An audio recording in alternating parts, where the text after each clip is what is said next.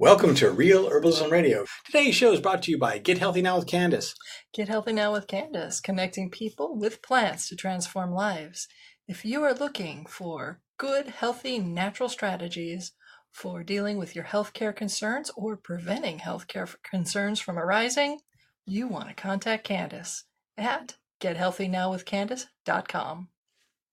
And Occupy Medical. Occupy Medical is a free integrated health clinic in Springfield, Oregon. We're at a new location, 1717 Centennial Street in both suites 4 and 7. You can contact us at 501c3 clinic at occupy-medical.org. And Hunter Creation, graphic design and website designers. They have a business starter package that includes a logo, 1,000 business cards, a 4-page website, hosting for a year, and an email. All for just $13.97. Contact them at information@huntercreation.com. Show's also brought to you by Sierra Lupe Consulting. Sierra Lupe Herbal Consulting is open for business, and I am a certified clinical herbalist. I offer in-home and distance consultations, custom formulations, holistic care in conjunction with existing diagnosis or medication. You can contact me at thepracticalherbalist.org. Or is it .org? .com. It's .com. I was just kidding. There might be an herb for that. And brought to you by Ace High Heat Graphics. It's fall and it's a time for team sports and team events, things that are happening for the school year. Contact them for all your jersey and group needs. They can decorate anything from jerseys to t-shirts to hats. You name it, they can do it for you. Contact them at sales@acehighheatgraphics.com. And now, on with the show.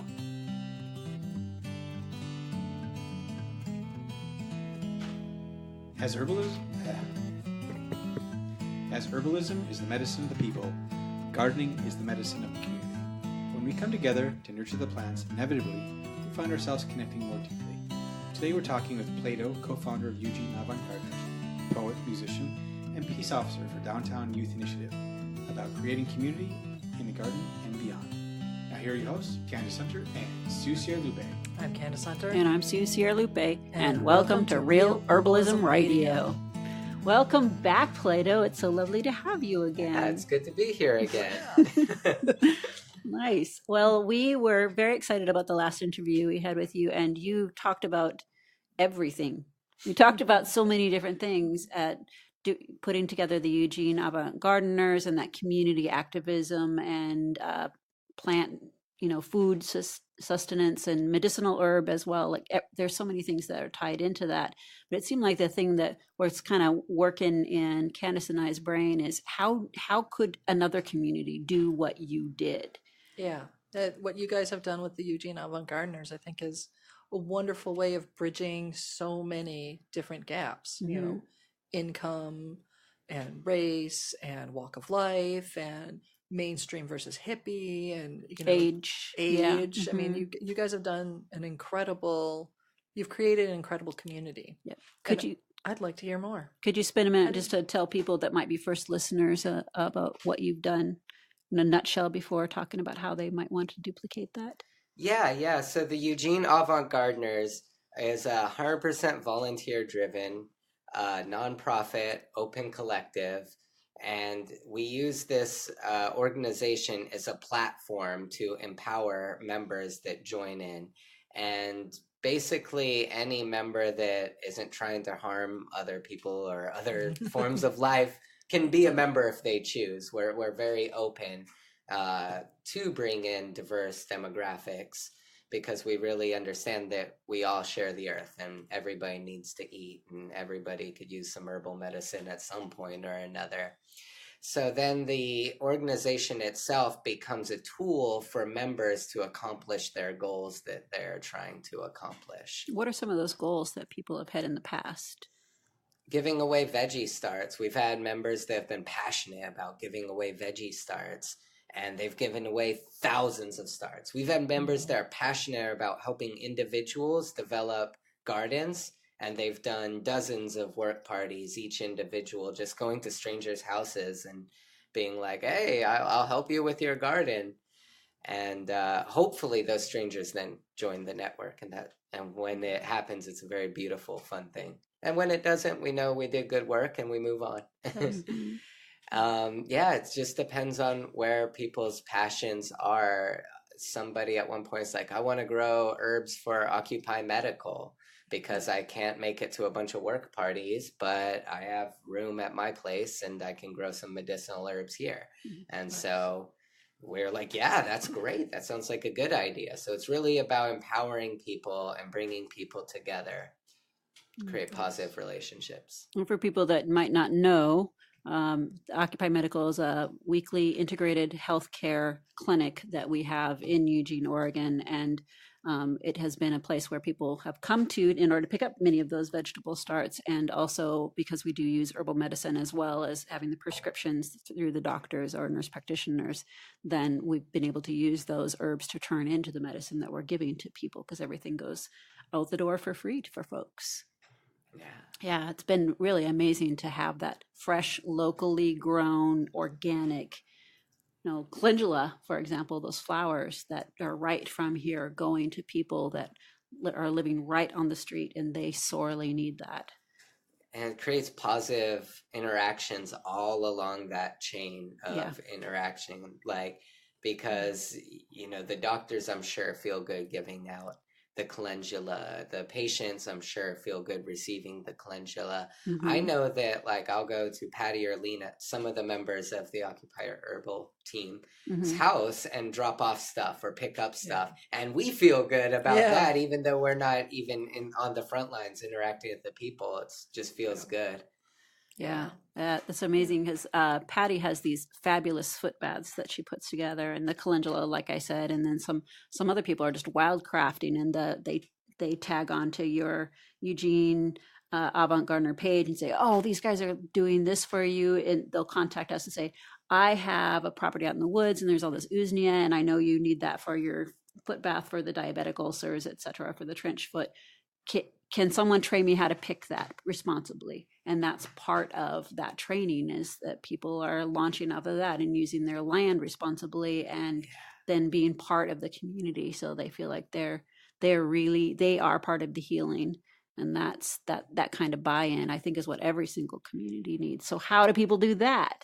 It's so beautiful too. Real fast before we go into the how, is it's healing on every single level. Like, you're creating a positive relationship with the land. So you're like healing nature. Obviously, anybody who pays attention to like what's going on in the environment scene knows that nature needs a little love. Yeah. People feel really isolated. Like, overall, if you look at statistics in our country, we have a lot of people suffering from isolation. Yeah. Well, great thing about this is you're connecting with other people in a positive context around gardening. So it's like healing that. And then when it's the Occupy Medical Herbal stuff, then it's going off to heal people in another way. So it's just layers of healing. I think that's a big question. Do you want me? I think there's lots of ways that it can be replicated, and it's always a little different. There's actually a member of the Avant Gardeners. He's kind of like a Johnny Appleseed communist hippie that's a little less eloquent, that we love, named Peter Grotticelli. Oh, Peter, yes. Yeah, he just started a Huntsville Avant Gardeners on the East Coast. And he helped start a Portland Avant Gardeners a few years ago, and they have a few hundred members. And I talked to their group once or twice about 2 years ago. But honestly, I'm not even in contact with them anymore. But I see that there's still stuff going on the Facebook page, at least. So I like to hope that there's still stuff going on.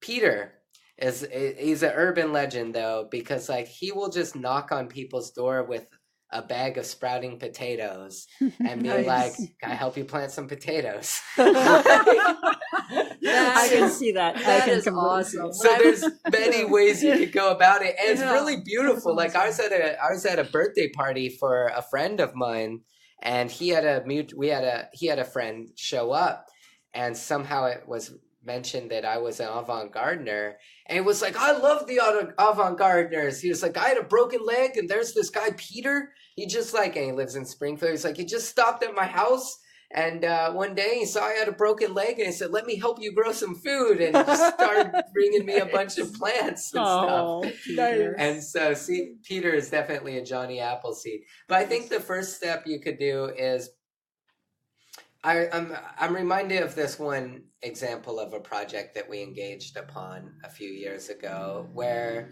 this person just had the alley behind their house was just trashed, and people are peeing and throwing beer bottles in there. And she's like, I want to beautify this alley.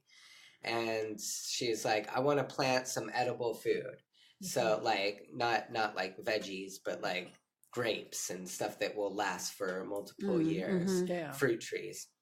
And she was like, I want to plant stuff so that when a mother and her child are walking through on a summer day and they want a snack, they can pick it. Or that drunk guy that was leaving his beer bottle, well, at least maybe he needs a little midnight snack and he can grab something from a fruit tree.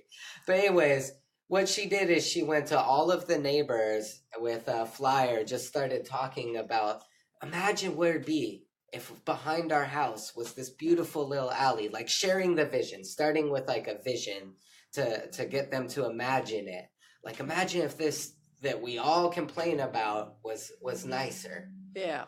And she just went to door and asked them all if they would come and participate, and she was still a little nervous. Yeah. So she asked the avant-gardeners to show up too. We had 3 or 4 members that showed up that day, and they did a great, we all did a great day of gardening together.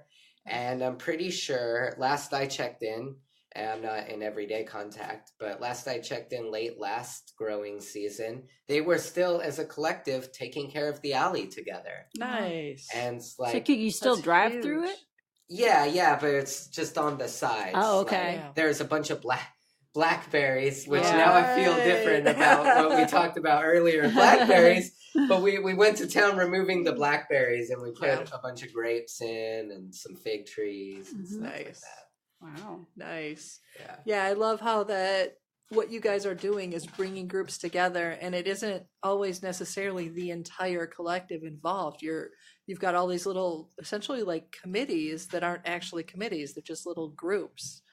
Because committee always you think about gavels and people arguing and boring, really boring, dusty stuff. And Yeah. you guys are actually like having fun, and it sounds like the committee portion of it is brief, or you find a way to make it enjoyable. Absolutely, and we really try to focus on that side of things because, well, first off, we're a bunch of green thumbs. We don't have a website because nobody in our actual collective likes to do web programming. At one point, we were going to get one developed. It got about halfway developed, and it fell through. Because it wasn't actual avant-gardeners, just somebody wanting to do it for us, but then they had other stuff come up in their life and they had to fully produce it. But we really do try to focus on what the members like to do because it's more successful that way. And the committees and little clusters we find as a group were more successful that way. Like there was this period where we were like, we're going to go an official 501c3. I personally actually was on the team of let's formalize. I still am on that team, but it brought up so much division and fighting amongst the group because some people are like, we want to be formal, and other people are like, we live off the grid and try to stay off the grid in as much ways as possible. So we don't want to be, if you do that, we're not going to participate. Wow. And so it was like, sometimes there are just members that just don't get along or just live in different parts of town or just have different interests of how they want to garden. Some people want to go to big public work parties. Some people just want to grow stuff from their house and only want to bring a few people that they really trust into their scene. And so it's like by creating the model as open as we have, it allows space for all of these people to kind of get in where they fit in. And there's definitely drawbacks to this like extreme horizontal model. Sometimes things can take slower to get accomplished than if you have like a military command of somebody, the boss at the front saying you all gotta get this done by this date or else. But we do find that it allows us to be much more diverse by being this open and horizontal. And for the time being, we're going to roll with that. So when you say horizontal, can you explain what that means for folks who are thinking about setting up a community? How do you How do you do that? We Is that have consensus based? Oh, everything Okay. is consensus based, but we have no formal leadership. Like, members get responsibility and power based on, like, I'm the last original avant-gardener that lives in Eugene, that's still involved. So I do get a little bit of, like, I don't know, sway or prestige. You but carry history. Yeah, Yeah. but at the same time, when we're all trying to consensus on what to do, my vote doesn't matter more than another person's, or doesn't mean more than another person's. So that's what we mean by horizontals. We have no official leadership at this point in time, because we want everybody to be a leader. So how do in your whatever. meetings go? I mean, how does that work?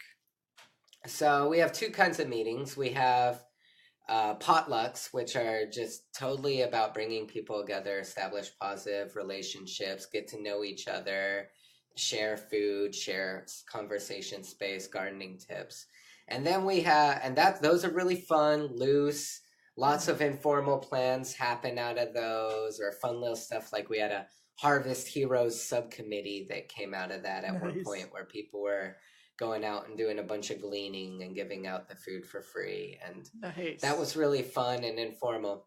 Now, our internal organizational meetings, we have those once a month, and those are a little bit more frustrating, drawn out, the typical meeting of, all right, are we going to do 501c3 or not? What does this mean for the group as a whole? Like, pros and cons. Yeah. And those are smaller.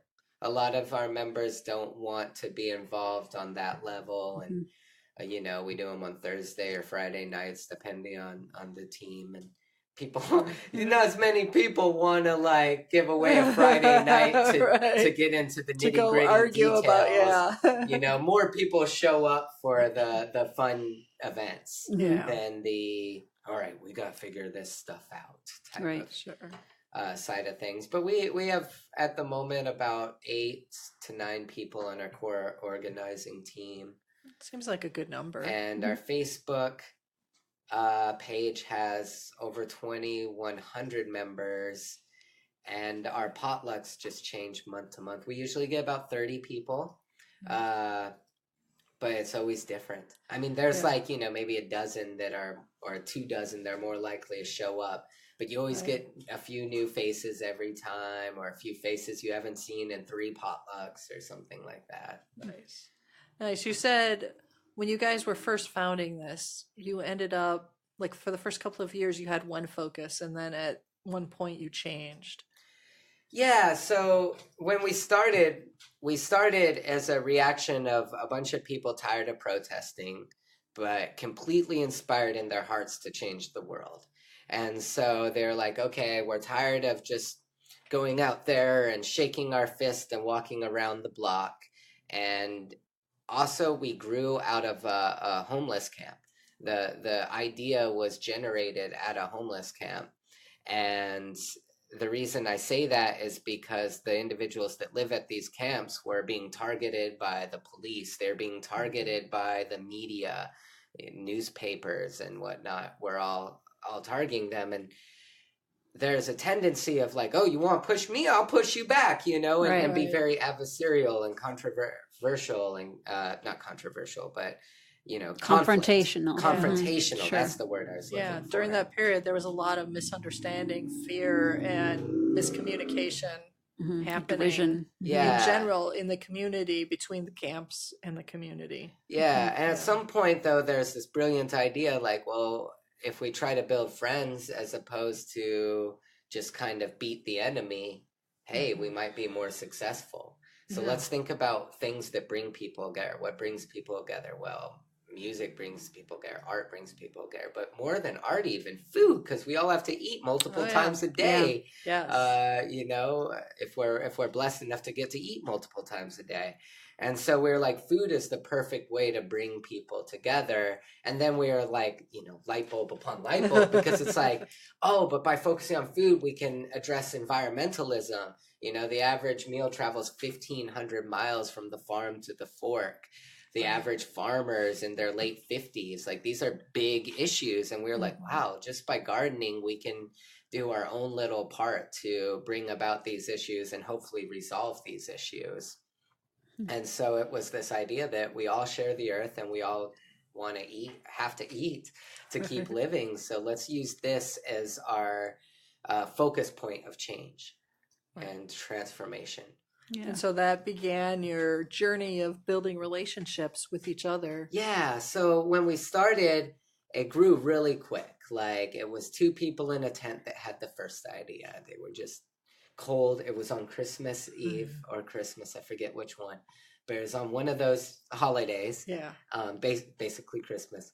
And they had the idea. And the first meeting was at my house. And we had about 8 people. And then the first work party was also at my house. And suddenly we had about 15, 16 people. Nice. And then it just quickly grew because it was like, it grew out of friends. It was like, I'm telling my friends. And then the other organizers were telling their friends. And we had a lot of friends coming about. And so then it became like, for a solid year and a half, a very fun, cool, hip thing to do was like go hit up a work party, which brings so much joy to my heart to just say it was the cool thing to do was go to the work party. Right.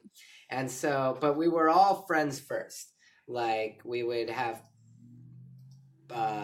fires and potlucks, and we would do a lot of activities together that weren't in the relation or in the realm of gardening. It was just like us hanging out. Now, a word from Thomas Easley about the Journal of Functional Herbalism. The Journal of Functional Herbalism is a free online journal promoting the integration of traditional Western herbalism, clinical nutrition, and functional medicine.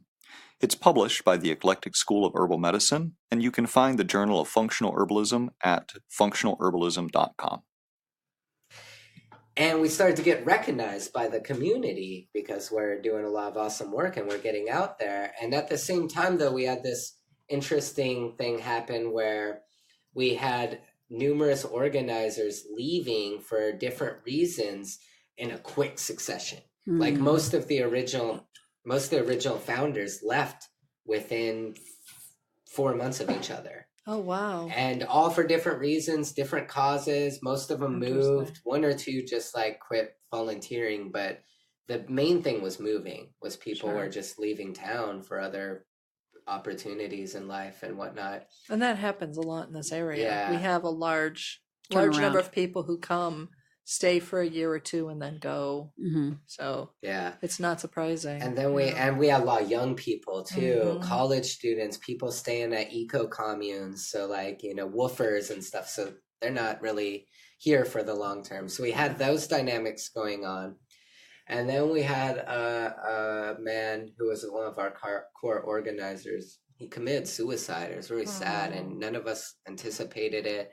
We actually had done a work party together a few weeks before, and he had taught us this old Pete Seeger song, "Inch by inch, row by row, gonna make this garden grow." We like to sing at our work parties and stuff. So but that's all of our last memory of him. Right. And then he just committed suicide. It's just so depressing that we took the rest of the summer off because it was honestly a little sad to be around each other.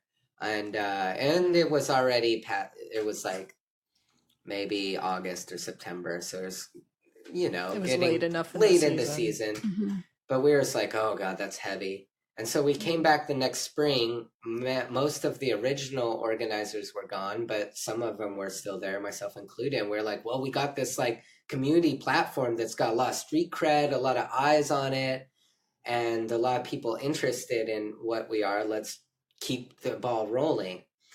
But at that point, we shifted when we had the next year's envisioning party and started having events in which it wasn't a core group of friends. It was various people from the community, which is very beautiful. But nobody was really on the same page and had a lot of trust for each other. So there's people showing up from community like, hey, I got this garden to come. I need help. I'm going to create a work party. And then, you might come. and say that I need help and I'm going to create a work party. And you might come and say, I need help, I'm going to create a work party. But you two don't know each other. Right. And you don't show up to your work party. You don't show up to theirs. And so we just like, because we weren't like friends first or putting the relationships first, we were just having trouble getting people to support each other. And in its basic heart of it, the matter is we weren't supporting each other. We were strangers that liked gardening. Yeah. And you didn't at that point have a central organizing structure either, because most of the original founders had moved. So and your basic premise is very horizontal. Yeah. So it wasn't like you had a structure there to carry you through and create a new paradigm for yourselves. Yeah. So our third year was free falling. It was a tough year.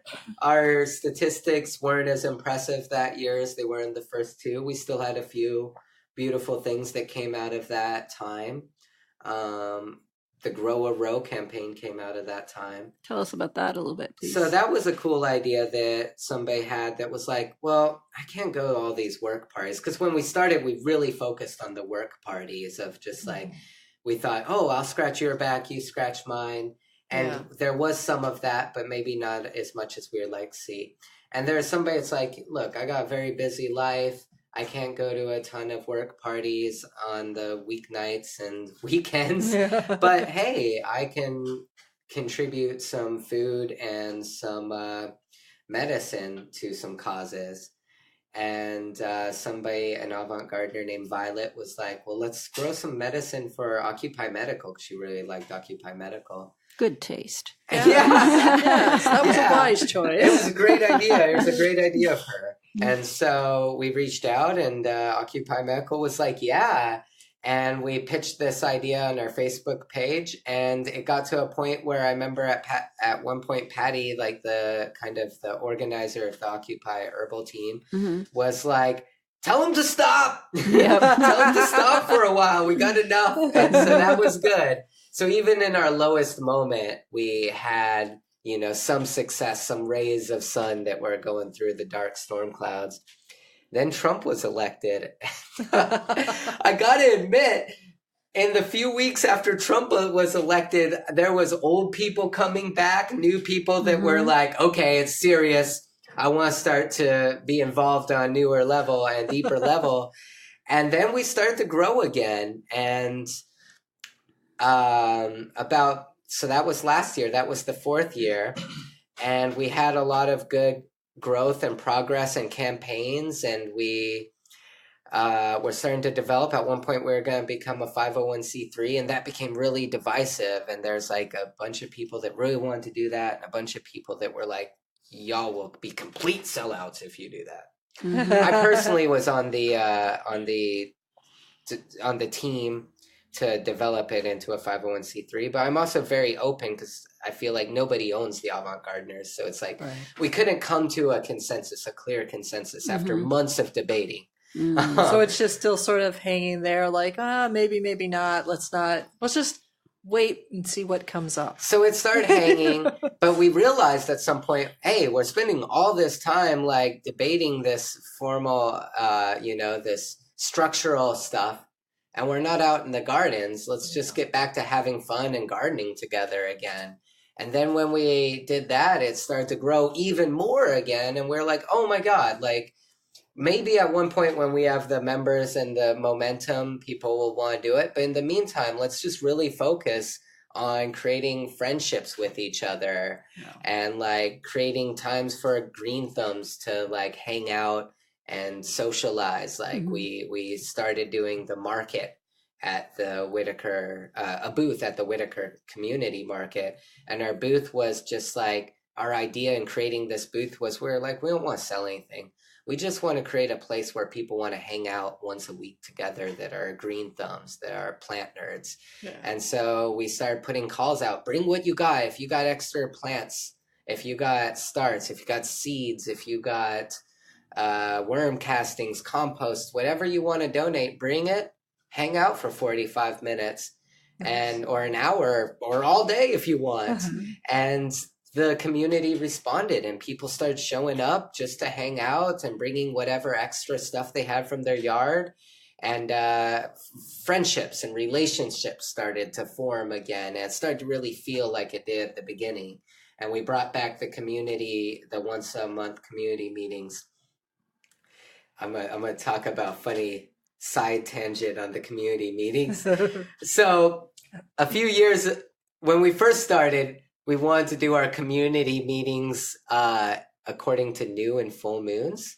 Oh, okay. And so we're like, we're going to do a gathering every new moon and every full moon. Okay. But that was really hard for the public in general to map onto, because it's like, you know, it's much easier if it's second Saturday of the month. Yes. You know? Yes. Yeah, because those moons, they like float around. Yeah. Sometimes it's a Friday, sometimes it's not. So we brought back, okay, last Saturday or Sunday, I forget which day it was, but like last weekend day of the month, we're going to do a gathering, and we're going to do it at a different person's house each time. Nice. And that really started to get people to know each other even more, like going from the growers market, which was this like space for the community as a whole, but it's different when we have 30 people showing up at Donna Riddle's house or somebody's house, just a member of the Avant Gardeners, but it was more personal that way, bringing them into houses. We did a garden tour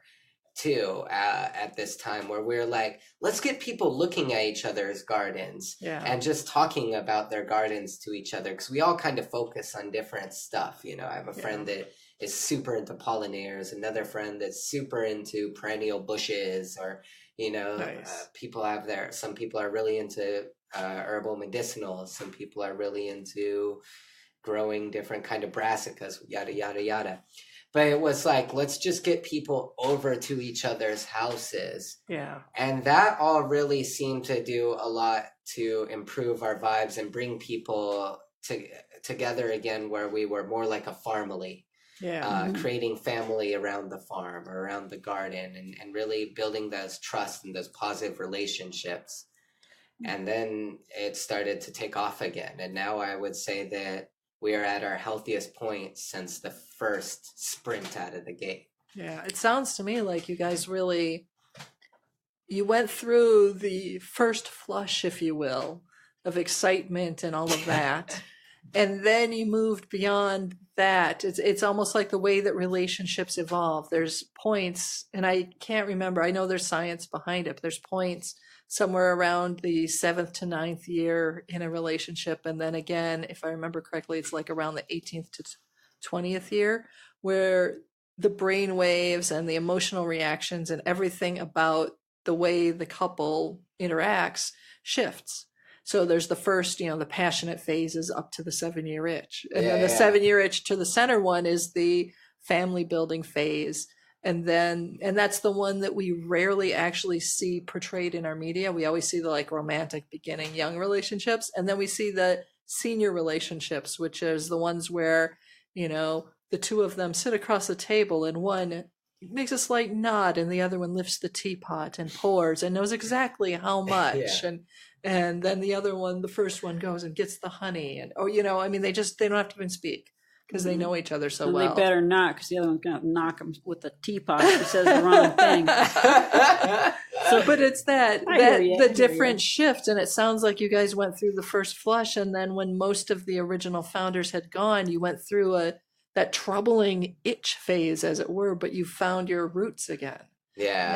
And though you had been pruned back hard, you found the roots and remembered who you were and what you were about. Absolutely. So you have a couple of things that you put out, and let me just put them in see if I'm missing anything here. So the important thing is to create a safe space for community. Absolutely. A physical and a social space. Absolutely. It's important to focus on those relationships. Yeah. And kind of build some rules for talking to each other about those relationships. Be consistent, but have room for flexibility so that you don't have stagnation. Be prepared for the evolution of the group. Are there any other pieces that you might want to add to that people can? No, I think that's great. And just get out, start talking to people and asking them if they're interested in growing plants, and if they have experience, great. If not, show them. Well, before we go, because I know we've kept you for a long time, one of the things for this evolution part is I know you've been active downtown, helping you. The city is actually paying you, or at least giving you space. No, they pay me. They're paying you. Oh, good. Yeah. Thank you, city. That's where my taxes go. Thank goodness. To go downtown and work with troubled teens that oftentimes are homeless, helping them out. And I know that your experience working at Avant Gardner has brought up many of these leadership skills that you have and honed them. So would you see it? I see the connection there. Could you talk a little briefly about that before we let you go? Yeah, but real fast to clarify, do you want me to talk about like the leadership component or the downtown youth initiative component, or Well, what? just in a capsule, what that initiative looks like, and then how the leadership skills that you started with at the beginning of Okay. Yeah, I got a little narrative I can give. So I love working with downtown youth, and I came into avant gardening from a protesting background, but ultimately wanting to make the world a better place. A few years ago in Eugene, Oregon, the city council was going to take away Kesey Square, which is our only curfew-free public free space downtown. And they were going to put like some high-rise bougie, no offense to the money people, but they were going to put like some high-rises downtown. Some the moneyed apartments. people already have a safe space. So what you are looking for is a safe space for people that didn't have money. There are quite a few nice apartment complexes down there already. Quite a few. So I was organizing and working a lot to bring people to these city council meetings, including young people, to speak and say, no, the city belongs to the people and this is ours. Now, one time I joked with the mayor. I said, y'all are complaining about having to arrest so many youth. I was like, y'all need to just like pay me to spread good vibes downtown. Y'all should just pay me $15 an hour to spread good vibes downtown. And so I said that at some city council meetings. And then later, I thought about that. I was like, that's a good idea. Good idea, Plaedo. So You're a genius. I wrote a proposal about it. I just showed up at a community center in Eugene one day, Peterson Barn, a totally cool community center. And they didn't know me, but I just showed up with this proposal. And I said, you see those like roughneck teens off in the distance that don't participate in any of the programs. They're probably drunk right now. They're smoking cigarettes. I was like, I grew up with those people. Those are like my cousins. And I was like, I got a few years left where I kind of look young, kind of look cool. You should let me work with them before I lose the trust. And the city's like, that's interesting. And so they gave me 2 hours a week on my own to just like kind of go out there and form friendships. And that's before the Downtown Youth Initiative was created. And so I was doing this just on my own off that proposal that I did. And then the 15th night, which is this big national movement, came about. And this is based on this premise that if a youth spends 15 nights unhoused, then they're past the crossroads and probably onto a harder track in life. We call that the streets take them. The streets They like kind of get a feral look about them. Yeah. It becomes more difficult to bring them back into a housed community. Yeah, so there's people in the city that were starting to recognize like, oh, wow, that's very true. And also, we can't just kick people out of one place to another place to another place. Because I was talking about that at City Council too. I've seen you kick the youth out of this place and then they go over here and then you kick them out there. Yeah. And socially and fiscally expensive. Yeah, exactly. Oh my God. That's a side tangent I could rant on. But anyways, at some point, it finally dawned on enough of the big wig decision makers that this old method wasn't working and that they need to try something new. And so this idea came about. My boss is really, he's a really progressive, smart guy, and I really like him. And he was like, you know what? We need to change the culture downtown. And it's not going to do any good to just keep kicking people out. And I've sat with police sergeants. They have told me, oh, I thought I could just arrest my way out of this problem. And now 10 years later, I realized I made a bigger problem. So the police are starting to recognize it. Not all of them. Some of them are still stuck in this very old school black and white thinking. But a lot of them are realizing. And so the city of Eugene has put money behind, and I was like one of the first people they hired because I was already doing this work for the city informally on my own, to create this program to change the culture downtown. And they've hired people like me to hang out and to play games with the youth. And we have backpacks filled with games and food and hand warmers. And we really just try to change the culture and have a good time and develop positive relationships. And then when people express that they want to transform their life, then we're there, and we already have the friendship formed, and we just opened the door. And this program is like less than 2 months old, but I've already seen people get jobs, get off the streets, like find housing through our work. People like start to develop more positive self-images. People leave partners that are abusive. Like I've seen some amazing, profound stuff come about by this. And you're working with other partner agencies to find places for these kids to go to. Yeah. I was at a meeting with Looking Glass today, for example. They're really great. Women's Space, Ophelia's Place. Right. Hosea. Yeah. So, yeah. That's great. Well, it sounds like that's just another version of what you've been doing with the Avant Gardeners, just the continued hands-on networking. Yeah, and I would say that a strong leader is flexible and listens to people, and is not forceful, but not fearful, but it's like leading by following.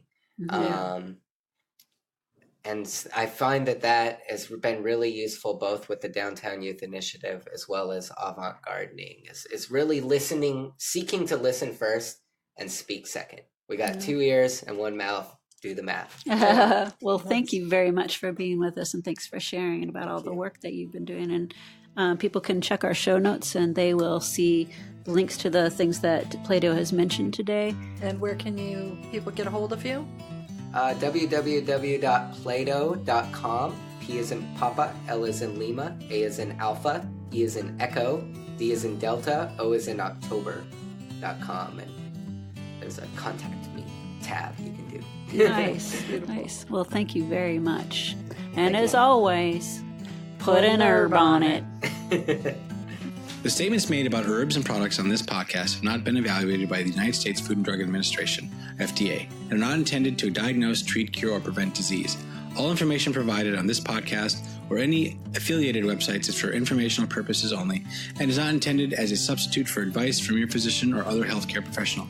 You should not use the information on this podcast and its affiliated websites for a diagnosis or treatment of any health problem.